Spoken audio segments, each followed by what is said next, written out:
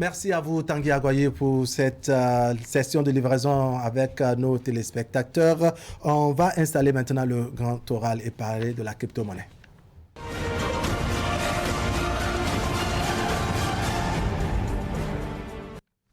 Abraham Maconcé Samuel, bonsoir. Bonsoir, monsieur le journaliste. Merci d'être venu sur le plateau de 90 minutes au Bénin. Vous êtes spécialiste de technologie, blockchain et crypto-monnaie. On a retenu de débattre donc de la période du coronavirus dans laquelle nous nous trouvons et voir l'effet donc de cette monnaie plutôt spéciale. On parle de crypto-monnaie, on parle de yen. De façon résumée, c'est quoi toutes ces expressions qui nous paraissent quelque peu rébarbatives? Merci, monsieur le journaliste. D'abord, crypto-monnaie, c'est un mot composé. C'est ça. Crypto, parce que c'est crypté, cryptographique. D'accord. Et monnaie, parce que ça sert de moyen d'échange. C'est ça.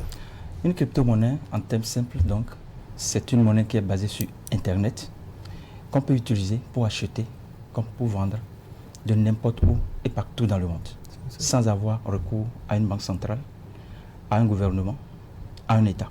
Donc, c'est une monnaie décentralisée, démocratique. D'accord. Et quand vous parlez de YEM, c'est quoi concrètement? Le YEM fait partie des milliers de crypto-monnaies qui existent. C'est ça. Et on en a combien? Il y en a donc plusieurs. Oui, à l'heure actuelle, on peut citer tout au moins 3000. 3000? C'est plus que 3000, c'est plus de 3000. D'accord. Donc le YEM n'est qu'une des composantes. Absolument. C'est ça. Absolument. Donc le YEM, c'est la forme abrégée de Your Everyday Money en anglais. C'est en anglais. C'est-à-dire votre argent de tous les jours. Et lorsque nous parlons du YEM, le YEM, c'est une crypto-monnaie dont la définition que je viens de donner correspond à YEM, c'est-à-dire c'est une monnaie virtuelle qu'on utilise pour acheter, comme pour vendre de partout et partout, sans intermédiaire, sans avoir recours à une banque centrale, à une banque commerciale, ainsi de suite. C'est une monnaie démocratique, décentralisée, qui est la monnaie du peuple, par le peuple. Et pour le peuple. Alors, quelle est sa valeur pour une monnaie qu'on n'arrive pas à toucher, parce que vous avez défini tout à l'heure que c'est une monnaie virtuelle? Quelle est sa particularité avec le franc CFA, par exemple, que nous utilisons actuellement? Le YEM par rapport au franc CFA, face au franc CFA. Oui. Le franc CFA, que certains appellent monnaie, mais que nous, panafricains, nous appelons bon du trésor français. Bon du trésor. Oui, du trésor. Vous êtes un peu radical. Ah oui, parce que c'est la France qui les met à chamalière. Si c'est notre monnaie, c'est la BCEAO qui devait mettre le franc CFA. Donc pour nous panafricanistes, notamment crypto-centristes, non, le franc CFA n'est pas une monnaie. Mais lorsque vous prenez toute monnaie fiduciaire, dont le franc CFA, c'est centralisé, c'est un groupuscule qui domine tout le monde. C'est une banque centrale qui prend les décisions en l'absence du peuple. Or, Churchill Winston dit, attention, la question monétaire ne doit pas être réservée exclusivement à l'élite. Le peuple également doit y avoir son mot à dire. Donc la crypto-monnaie est venue donner le pouvoir de décision au peuple. Oui. Avec le YEM, nous sommes dans un système où chacun crée son compte et gère son compte. Et comment cela se passe par exemple dans la pratique? Dans la pratique, c'est quoi? Sur votre portable, connecté à Internet ou bien sur votre PC, connecté à Internet. Si c'est le YEM, vous allez sur le site de création, c'est-à-dire pernom.com et bar 1836 814. Là, c'est mon Pernom. Quand vous lancez, le système vous demande de vous inscrire. Donc, vous suivez la procédure, vous créez votre compte. Et pour sécuriser votre compte par rapport à YEM, il y a la safe zone, la zone de sécurité qui vous permet d'être à l'abri de l'hameçonnage, c'est-à-dire du vol des données, à l'abri du hacking, c'est-à-dire du piratage, du spam, ainsi de suite. Et vous avez un code qu'on appelle numéro personnel, Pernom, qui vous permet de vous connecter au site. Et à tout moment, vous avez besoin d'un mot de passe que vous avez choisi vous-même. Et vous avez également besoin de quoi? Vous avez besoin d'un code PIN. Et sachez que le code PIN ici, c'est 6 chiffres. Mais quand on veut se connecter pour raison de sécurité, le système ne demande que 3. Et le système impose à tout moment, chaque fois que vous vous connectez, ça change, l'autre change, pour que l'autre ne sache pas que vous avez tel PIN. Donc c'est la safe zone. Ça veut dire qu'avec la crypto-monnaie YEM, vous êtes plus en sécurité qu'avec le franc CFA, avec les monnaies fiduciaires. Parce que là-bas, quand le feu vient, tout est parti. Quand l'inondation vient, tout est... En tout cas, les aléas de la vie, quand ça vient, tout est parti. Mais ici, c'est sur Internet, ça ne part pas. L'autre chose avec le YEM, la même valeur partout. C'est-à-dire, contrairement au franc CFA, qui vaut 655, comment dire, 1 euro qui vaut 655 francs CFA, un YEM en Afrique, ça fait 1 YEM en Europe, un Yem en Asie, c'est la même valeur partout. C'est la même valeur partout. C'est une valeur universelle. Alors, c'est vrai, nous sommes à l'ère du numérique, en plein 21e siècle, comme on dit, n'est-ce pas, pour ma population qui est analphabète, qui n'a pas, comment dire, l'Internet et autres. Comment procéder si tant est que la crypto-monnaie et le Yem viennent comme des monnaies révolutionnaires? Comment procéder dans ce sens? Parce que tout ce que vous venez de décrire tout à l'heure, c'est bien beau, mais il faut faire appel donc au numérique. Pour ceux-là qui n'ont pas encore accès à ces réalités de notre temps, comment ils font? D'abord, sachant que, vous venez de le dire, c'est révolutionnaire. Or, toute révolution n'est que minorité pour le départ. C'est-à-dire, avec Internet, on ne peut pas déjà avouer que partout, tout le monde est connecté à Internet. Ce n'est pas encore possible. Donc, c'est ceux qui ont accès à Internet qui peuvent déjà se voir connectés au monde de la crypto-monnaie. Toutefois, il y a des palliatifs. Vous qui êtes là, si vous n'avez pas un Android, vous n'avez pas, comment dirais-je, de la connexion Internet, vous pouvez passer par un ami ou bien votre épouse, en tout cas quelqu'un qui a la connexion. Et la personne vous aide à créer le compte. Vous sauvegardez vos données quelque part, vos données de connexion quelque part. Vous avez déjà un compte cryptographique. Parce que comme la valeur de la monnaie augmente avec le temps, comme parcelle de terre, si vous attendez longtemps, vous allez venir en retard. Un exemple, le Yem coûtait 1 franc CFA en 2017. Oui, le Yem, ça allait être ma prochaine question. Le Yem est né en quelle année? Quelle était sa valeur à sa naissance? Et aujourd'hui, quelle est sa valeur? D'abord, le Yem est lancé par Unicorn Network. Et Unicorn Network, nous devons savoir que c'est pour les internautes, ceux qui aiment l'Internet et qui font les activités sur Internet. Ça veut dire qu'à l'origine, le Yem est né pour les amis internautes, ceux-là qui fréquentent quotidiennement, pour ne pas dire régulièrement, l'Internet. Oui. Donc, c'est l'Unicorn Network, depuis les États-Unis, qui a lancé Yem. Mais son nom de départ, c'était Rainbow Currency, en novembre 2017. C'était un franc CFA. Et c'est la fondation Yem. Yem Foundation. Ça avait valeur d'un franc CFA. Oui, l'unité. Et lorsque la fondation Yem a été mise en place par Unicorn Network pour réguler, pour représenter le Yem partout, il s'est fait que c'est la fondation qui est chargée, pour raison de stabilité, de fixer la valeur de Yem chaque lundi. Pourquoi? Parce que quand on prend les autres crypto-monnaies, Bitcoin, Ethereum, etc., les crypto-monnaies là subissent ce qu'on appelle la spéculation mortelle, excessive. C'est-à-dire qu'avec le Bitcoin, vous pouvez passer de 1000 $ à 10 $ en flash. Comme vous pouvez passer de 10 $ à 10 000 $ en flash. Donc, c'est une volatilité accrue. Le Yem est venu corriger cette volatilité. Ce qui veut dire que c'est la stabilité économique avec le Yem. Donc, au départ, c'était 1 franc. Mais aujourd'hui, comme la valeur est fixée par la fondation, pour mettre ceux qui sont dans la communauté Yem à l'abri de toute spéculation, comme je le disais, on est à 873 francs CFA à l'unité du Yem. Nous sommes dans la 3e semaine de septembre 2020. Donc, celui qui a investi 100 000 francs seulement en novembre 2017 à 100 000 Yem. Si chemin faisant, il n'a pas vendu, aujourd'hui, il fait 100 000 fois 873. D'accord. Alors, dans la pratique aujourd'hui, comme on dit, dans la réalité, de manière tangible, donc, dans quel espace du globe terrestre, n'est-ce pas, on utilise le Yem dans la pratique, de façon concrète, quoi? De votre portable, de votre PC connecté à Internet, vous avez accès à votre compte Yem. Mais il y a des écosystèmes autour de Yem. Par exemple, quand vous prenez le Yem, vous pouvez investir dans l'immobilier de chez vous. Vous pouvez investir dans les voyages de luxe. Vous pouvez acheter dans les boutiques en ligne, le e-commerce. Et vous pouvez également faire quoi? Avec le Yem, vous êtes en mesure à partir de 2022 d'avoir accès à l'énergie verte à travers Solario. Ceux qui sont sur Internet n'ont qu'à aller sur Internet, taper solario.online. Ils vont voir que c'est une nouvelle technologie qui va nous permettre, par la grâce de Dieu, à partir du premier trimestre 2022, d'avoir accès à une nouvelle forme d'énergie, l'énergie verte à base des plantes, à base de la verdure. Et le Yem permet également de faire quoi? De faire beaucoup de choses que nous ne pouvons pas citer ici. Pourquoi? On peut aussi acheter des véhicules, New Brand, avec le Yem.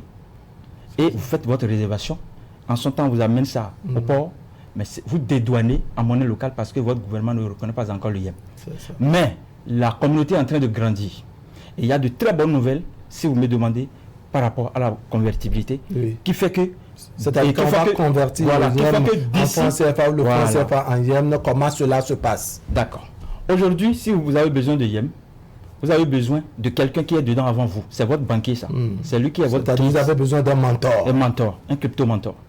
Lui, il vous aide à créer votre compte. Après vous avoir expliqué le concept, tout et tout, tel qu'on est en train de le faire.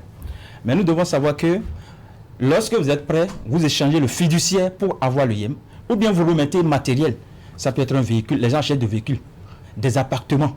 En Allemagne, un peu partout avec le YEM. Donc, on peut convertir le YEM d'abord en quoi? En des biens matériels. Ça, c'est un.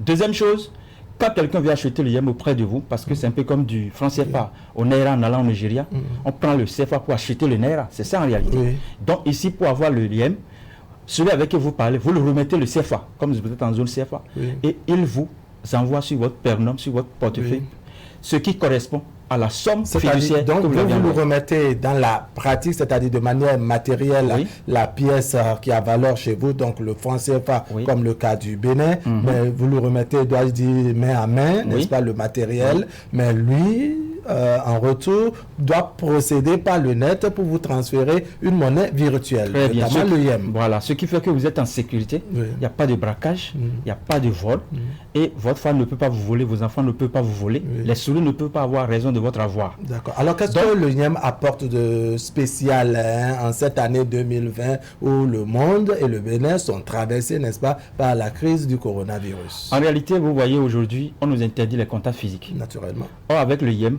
de n'importe où, vous pouvez faire des transactions. Parce que c'est décentralisé. Ça veut dire que acheteurs ou vendeurs, utilisant le YEM, sont dans un monde de transactions démocratiques, indépendants. Cela veut dire que le YEM vous permet de rester chez vous, d'acheter et de vendre. L'autre chose avec le YEM, c'est une monnaie, comme toute crypto-monnaie, dont la valeur évolue avec le temps. Donc, ça vous permet d'être à l'abri de la crise économique qui s'est enflée avec la pandémie dite de coronavirus. Parce qu'aujourd'hui, les vols sont cloués au sol, l'économie est clouée au sol. Et étant donné que nous sommes dans un système économie zombie, où c'est les riches qui demeurent toujours riches et les pauvres demeurent toujours pauvres. Ah bon, c'est votre appréciation des choses. Oui, c'est ça, l'économie zombie, c'est ça. Quand vous allez acheter des actions à la banque, c'est celui qui a 1 million qui aura toujours plus d'actions que vous qui avez 100 000 francs. Donc, je voudrais vous dire que aujourd'hui, avec le YEM, ce sera votre mot de conclusion. Voilà, au temps de coronavirus, si les Africains adoptent le YEM, la crise qui est là ne va plus les emporter dans ce flot. Pourquoi? La crise est là. Voilà pourquoi les banques ferment partout. Et aujourd'hui, vous travaillez, mais vous ne gagnez plus ce que vous devez gagner.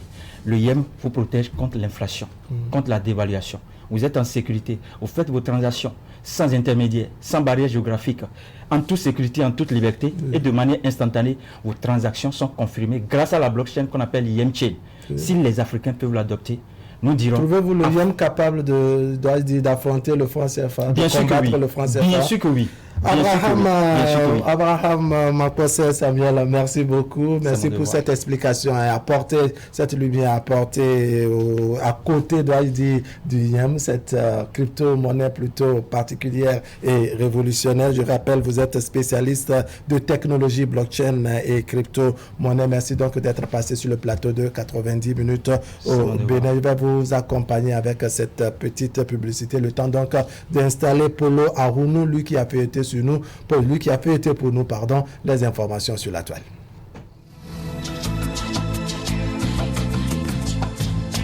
Vous aimez la qualité, vous exigez la finesse. Pour tous vos travaux en impression, flyers, affiches, dépliants, brochures, calendriers, facturiers, faire-part, carte de mariage, carte de visite et vos travaux en sérigraphie. Une seule adresse, l'imprimerie du groupe de presse Fraternité qui vous propose des prix défiant toute concurrence. Imprimerie Fraternité, c'est une équipe dynamique avec du matériel de dernière génération capable de vous produire en quantité, qualité et avec célérité. Imprimerie Fraternité, nous sommes situés à Ménotin dans l'avant de la station Sonacop. Contact 97 60 79 34 95 34 10 47. À l'imprimerie du groupe de presse Fraternité, la qualité est garantie.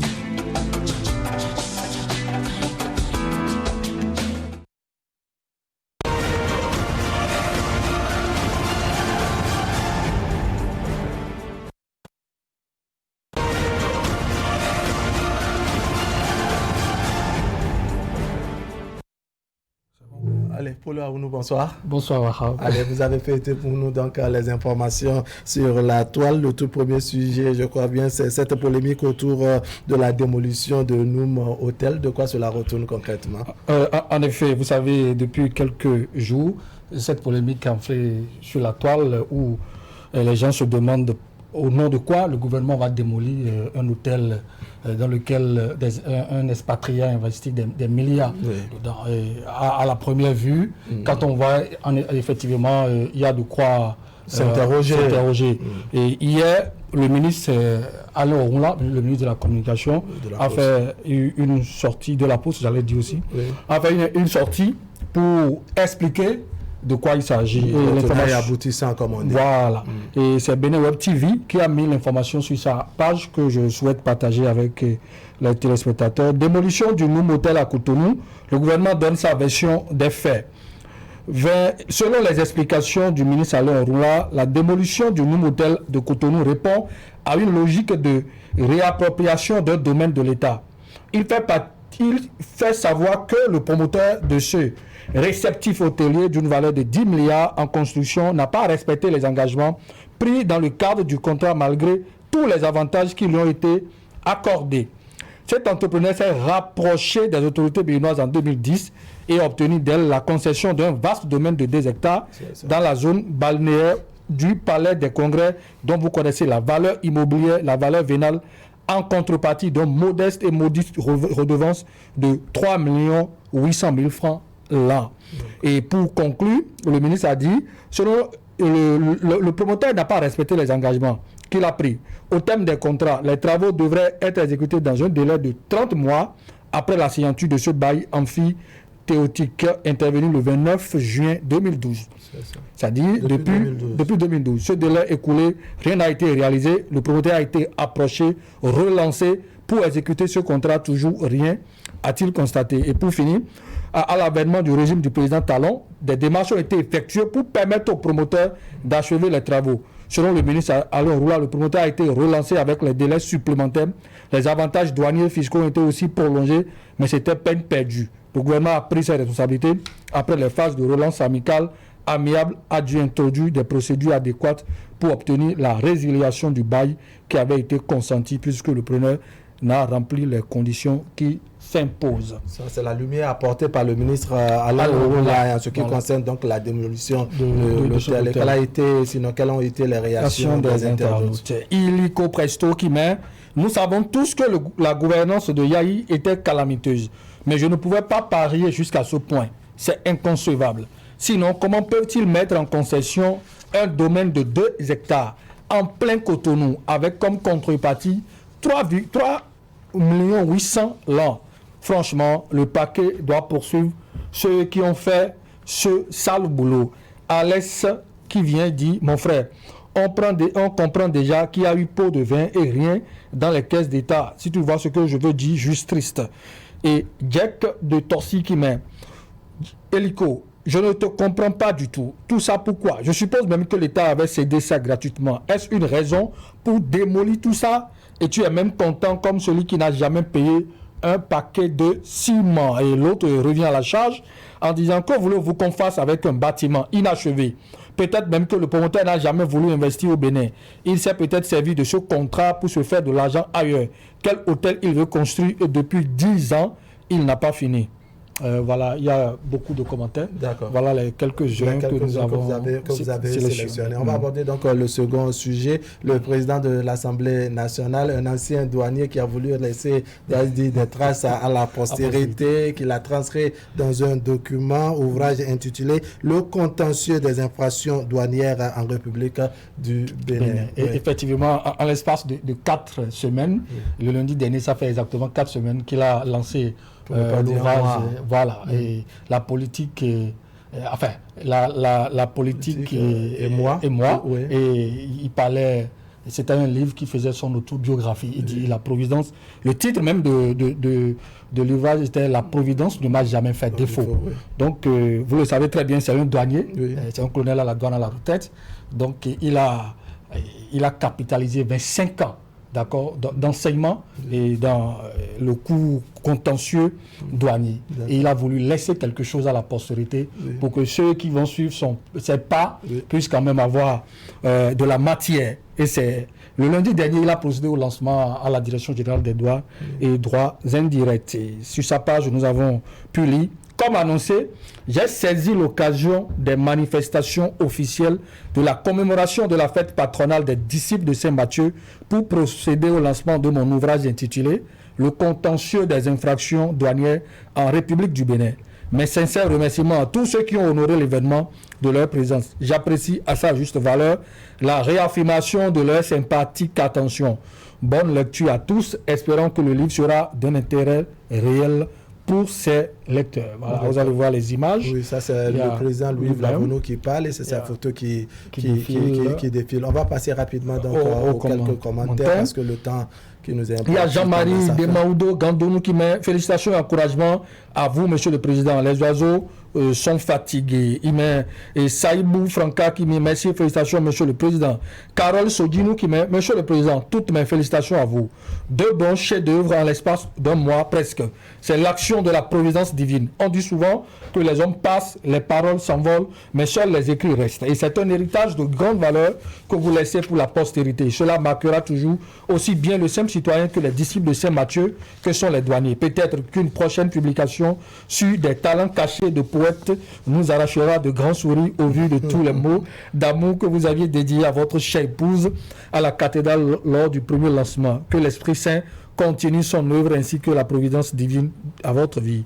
Et un dernier commentaire, Giovanni Saïzonou qui met excellent, Monsieur le Président, un héritage qui marquera le service Saint-Matthieu. Félicitations, courage à vous. Voilà. D'accord. On s'intéresse maintenant à cette bouffée d'oxygène apportée par le gouvernement aux retraités. C'est une bonne nouvelle puisqu'il y a de nouvelles mesures qui ont été prises depuis le dernier conseil des ministres à l'effet de soulager donc les retraités. C'est ce que nous constatons souvent, qui ont de difficultés à avoir accès à leur pension de retraite. Désormais, une fois admis à la retraite, vous pouvez déjà apercevoir votre pension de retraite. C'est sur la page du gouvernement que nous avons eu l'information. Nouvelle modalité de remise de carnet de pension. Le ministère de l'économie et des finances déjà prêt pour faciliter la vie aux retraités. Et le Conseil des ministres, en sa séance du mercredi 16 septembre 2020, a approuvé, entre autres dossiers, les nouvelles modalités de remise de carnet de pension de retraite aux assujettis du Fonds national des retraités du Bénin. Une réforme qui vise à mettre fin aux tracasseries imposées aux retraités par l'administration. Le gouvernement du président Talon vient de rendre effective l'application de la disposition du Code des pensions de retraite relative à la délivrance des carnets de pension et le paiement à bonne date des assujettis. Cette décision prise par le Conseil des ministres sera mise en œuvre sous la houlette du ministre Ouadani, assure désormais aux retraités le paiement de sa pension dès le premier mois suivant son admission à la retraite sans qu'aucune pièce produite par l'administration ne lui soit exigée. Ça, c'est vraiment extraordinaire. Éventuellement, une révision de la pension liquidée automatiquement et mise en paiement pourrait être nécessaire, mais devra s'opérer dans un délai maximum de 3 mois sans pour autant interrompre aux pensionnés son revenu mensuel. Commentaire des internautes, j'avoue que tout le monde est content. Jean-Camille Amoussou, le gouvernement a bien fait d'assurer à ces personnes du 3e âge cette mesure qui les mettra dans plus de confort et de sérénité pour jouir des instants de tant d'années de dur labeur. Merci au gouvernement béninois et à son chef d'avoir pensé à résoudre cette question. Les Écritures de la République. Louis Humbedi qui met une réforme très bien pensée car nos retraités souffrent beaucoup et sont souvent anarchie. Il y a Amibou Nyarigo Yoa qui met merci au président pour l'effort fourni aussi par rapport à la déclaration des enseignants de l'école primaire privée. Nous n'avons pas eu nos carnets de déclaration, on ne sait pas pourquoi. Lui profite en même temps de faire ça.